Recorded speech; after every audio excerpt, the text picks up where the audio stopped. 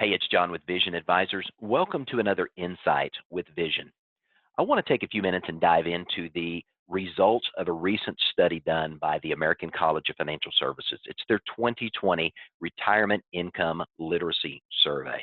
We have the details in the summary of that. If you'd like to reach out to us and get a copy of that white paper, we'd be happy to share it with you. But I want to take a few minutes and talk about some issues that we've uncovered in digging into the results of this study and looking specifically at what women are thinking about and what their fears or concerns are as they are getting ready to transition into retirement. We'd like to call this episode All Dressed Up and Not Ready to Retire. But when we think about women today, they are really seen as the CFO of the household. We know, according to the study that was done by the American College, that more than 90% of women either lead or equally share in the financial decisions that are made in the household. But one of the things that was uncovered is that they tend to be much more modest and humble about their financial and investment knowledge and their literacy. And we've also found that they are lacking in some key areas of understanding financial concepts and principles and having some general understanding of some very important educational elements as they're thinking into retirement. Without this information, they're going to be acting on incomplete or incorrect or simply bad information. So there's a unique opportunity here for you as a financial professional to be able to lend a hand. And as you're going to see as we go through and dig into the numbers, that there is actually a desire for individuals like yourself to connect with women who are getting to the phase in life that they're getting ready to retire to help them answer those very important questions. Now, when we dig into the survey and we begin to look at the results of the survey, specifically in the area of retirement income, there's an interesting dichotomy going on because 82% of older women, those 55 and older, said they have a plan for income in retirement. And they've mapped out in their minds what they believe retirement is going to look like for them financially. But as you begin to dig deeper and ask more probing questions, here's what we found. Only 1 in 3 had a formal written plan. They had only taken the time in 1 out of 3 opportunities to do so and to really map out a plan or a roadmap for their retirement to make sure that it was going to be what they believed in their mind was true. There was not the plan in place. And without a plan, we've all heard the adage that if you fail to plan, you plan to fail. And having a guideline, a roadmap that an individual can follow, they're going to have a much better opportunity for success if they have that. And yet 2/3 of women transitioning into this pre-retirement or getting ready to actually take the step and leave the workaday world don't have a formal written plan. Now, when it comes to long-term care, and many of these moms and grandmothers are still dealing with aging parents. And as a result of that, they've seen the impact of long-term care. But this again is another interesting dichotomy. Only 12% of the women surveyed, 55 and older, believe that they fully understand and have an appreciation for all that goes on in a long-term care event. And yet, even though they have seen this happen, many of them either in their own lives or in the lives of a friend or a family member, only 27% plan to create a funding source to pay for a long-term care event should it happen. Now, this despite the fact that if we look at the numbers, at least 50% of these women that were surveyed and in this demographic of 55 and older are going to require some type of assistance with long-term care before they die. Again, bad information, wrong information, or incorrect or incomplete information can lead to a bad plan, which leads to a bad outcome.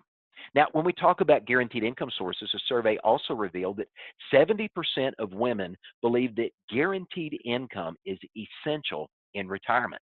Now, if we break that down into a couple of unique demographics as it relates to race, African American women, 80% of them were very concerned about making sure they had guaranteed income in retirement. 77% of Hispanic women. So depending on the demographic and the gender that you're working with and the specific race that you may be engaging in, understand that this is going to be very high on a woman's radar. And with certain ethnic groups, it's going to be even higher. But when it comes to income sources, it's interesting that most of them are unsure when asked what the sources of guaranteed income are in retirement. 20% of them understand Social Security and claiming strategies, which means 80% of them don't. And only 10% of them understand how annuities work and how to position those for guaranteed income in retirement. And yet, let's go back to the numbers that we saw earlier. 82% of women 55 and older, in their mind, they have a plan, and yet you can see their plan is based upon information that may be incomplete, incorrect, or simply wrong in terms of their understanding. Now, another interesting dynamic that comes from this American College study is when it comes to investment risk, and we've heard this for a while, but the study continues to validate it, is that women, as a rule of thumb, tend to be more conservative in their willingness to take risk. And an interesting dynamic that's played out is due to the COVID-19 crisis that hit America in 2020, 43% of women are even less willing to take risk and are more conservative in a post-COVID world than they were prior to the COVID pandemic hitting the shores of the United States. Now, here's some good news. Even after we've looked at all of the misinformation and ideas that people believe that they're going to use to make a good decision in retirement, but lacking the knowledge and insight to make a good one, 61% of women, nearly two-thirds, believe that good advice from a financial professional is very important to their financial outcome. So there's an opportunity with almost 2 out of 3 women that you have a conversation with that are 55 and older. They are going to find value in the advice that you can bring them as long as it speaks to their needs and concerns. Because you've got to remember, they're dealing with a lot of fear. Some of the questions they're asking are this: have I or we, if they're in a marriage or partner relationship, have they saved enough? Will the money that I have last as long as I do, or will I outlive my income? Everything around me is getting more and more expensive. Can I afford to stay retired? Is inflation going to be a problem for me as I stop working and start living on what I've saved? Now, what happens if I get sick and I don't recover? Will Medicare pay for that? How am I going to pay for care if I get sick? Now, what happens to my income when my spouse or my partner dies? Again, valid questions and fears that are keeping these women 55 and older awake at night. These are the stirring thoughts in their head as they go through their workaday world if they're still working, or if they've already transitioned into retirement.